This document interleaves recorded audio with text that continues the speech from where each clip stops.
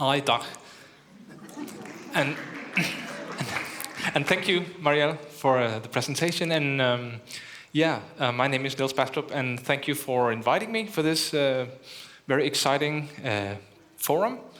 I know it's the first time that you are doing it, so you have done a wonderful job in planning it, and there's a lot of people gathered, so it's really nice to be here and share some different aspects of ear training with you all. I've been looking forward to it. I come from Aarhus, which is the Tartu of Denmark, which is the second biggest city, proud university town, and much more. And it's my first time here, so I'm really excited to be here, especially now it's coinciding with the grand opening of the European Capital of Culture. So it's nice. So thanks for being here, and thanks to my students, my brave students that have volunteered. I don't know how much volunteered, but at least they're here for some reason. And thank you for that. I just want you to know that you shouldn't be nervous at all. We just pretend that there's no one looking. This is just like a classroom, a big classroom. I only understood 2 words of what Marielle said. It was musiker and EarMaster. But I think that she has said what's relevant. So I'll just continue. And I would like to start by sharing a little bit about the story behind EarMaster, where I'm currently working as an educational advisor. EarMaster was started back in the 90s. Hans, who is the CEO of the company, he started it. He was actually planning to apply for the Royal Academy of Music in Denmark to study to become a jazz pianist. And while he was preparing for it, he had his friend come over and play chords on the piano because there was an ear training test as part of the admission test. So his friend would play chords, scales, intervals, give him exercises, and help him prepare for this admission test, which I don't know how he did, but there was only very few places where he didn't get accepted. So instead he thought, I'm going to do something else. And he studied engineering and software engineering, and ended up programming the first version of EarMaster, which came out in '96. So he thought, maybe everyone doesn't have friends that want to come over every day to practice with them. So let me try to invent a tool that will help music students be able to train by themselves. And later on, a part was added, which is for music teachers. So it was not just a training tool, but also a teaching tool. And there's basically 2 problems that I think EarMaster addresses for a music teacher. And one is that I usually see my students only once a week. And the rest of the week, I don't know what they're doing. But I've been calculating that if they sleep 8 hours every night, which they probably don't, then they have 111 hours to practice. Apart from that, but they don't have me to help them and to assist them. So that's the one thing that I think this software helps. The problem it helps to solve. And another way is for me to know where they are in terms of their progression. How is this student doing with the dictation, melodic dictation exercises? How is that student doing in another area? So it gives me also a tool for me to give them assignments, which I don't have to correct because they're corrected automatically. I just check them, and I can very easily see where they are in their progression. So especially if you have many students and maybe have big classes, it's an advantage. And the first thing I want to just talk about today is motivation. And I've been thinking about the question, how much can a music student learn in a year? or any student playing music?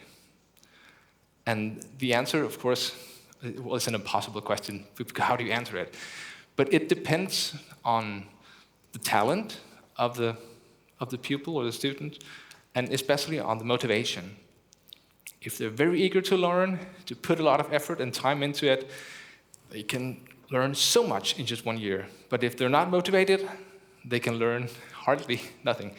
So there's a big difference. And I think I've been talking to teachers in many different countries.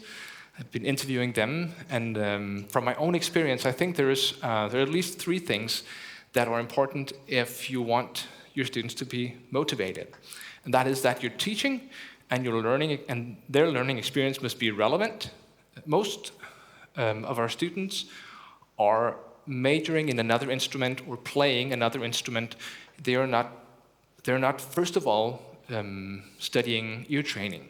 So it's like it's a tool for them. It's an area that they need to be able to know a lot of things about, to support if they're playing the piano, for example. So what we do must be relevant for them. And another thing, it must be effective. They need to be able to sense that what I'm doing in my ear training class is actually making a difference for me and my musicianship and my musical abilities. And lastly, if it's just boring, we lose them too. So it needs to be enjoyable. Playing music is fun, so why shouldn't ear training also be fun? I know there's also some discipline to it, though. But and I want to just focus a little bit on the effectiveness. One thing that helps ear training practice and ear training teaching to be effective is if you have a lot of what I call learning cycles. The learning cycle is basically, there's a phase where you attempt.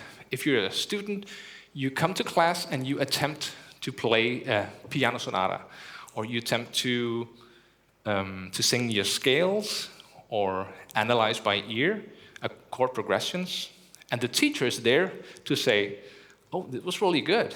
A little too low on the last note, but otherwise fine." So the teacher supports in the attempt phase if you come to class, and also in the assessment phase, which is, of course, saying which elements can be improved, which was good, which was not so good. And then there's an improvement phase where the student is practicing, training, preparing by himself or herself. And so this learning cycle can go on, last for a week, because you come to class and attempt, you get the teacher's assessment, you go back home and you improve. You come to class next time for the next learning cycle. But of course, whenever we play music or do ear training, it's beneficial for us if we can have lots of these learning cycles where we attempt, we assess, and we improve. They don't need to be week-long. They can be every day or every time we practice, or maybe every several times a minute if we are training to sing intervals, and do that many times, and we get an assessment saying, this is good, this is bad, this is right, this is wrong, we try again, we can have many learning cycles. So the idea is that we have many in a short amount of time, and that's of course also that this effectiveness of practicing that I think a training tool as EarMaster can help with. So EarMaster is an app working on computer, on mobile devices, phones, tablets, Chromebook, and it has many different activities. They're kind of divided into intervals, chords, scales, rhythm, and melodies. And I, with the 2 presentations that I have today and tomorrow, will be doing most of them, not all of them though, but most of them we'll be looking at. It's also a tool, software which you can use online and offline. So I did some of my preparations for today in the flight and in the bus coming here while I was sometimes offline, sometimes online. But that works fine because whenever you get an online connection, reconnect to the internet, you get just automatically things synchronized. And before I go on, we'll come to the exercises in just a second. If you have any questions during this session, raise a hand. It'll be fine. I'll take the questions as we go along, or at the end, of course. So let's go and take a look at the application. There's a list of courses, different courses. If you're teaching beginners, there's a lot of good tools in here. The general workshops is like a middle level to advanced level. And then we have some courses focusing on vocal abilities, anything you need to know and do as a singer to support your singing abilities. And the aural trainer for ABRSM, which is built in order to help students prepare for the oral tests of the ABRSM exams, which is, the London-based academy that has that curriculum. Jazz workshops as well, where filled with lots of jazz music. And the customized exercise section, where you put together your own exercise. You choose the chords, scales, intervals you want to work with. And then the green one, which is what my students see when they open the app. They see, oh, the green one. And if there's a little flag, then Niels has given me a new assignment. So they get their personal or their class assignments there. So I'm going to go into that one and be looking at this together with you. The first part, so what we're going to do today is go through a number of different exercises, kind of put into some either topics or focusing on a specific piece of music, because I think for the relevance, if it should be relevant what we do, it's good to use like real music as much as possible. Yeah.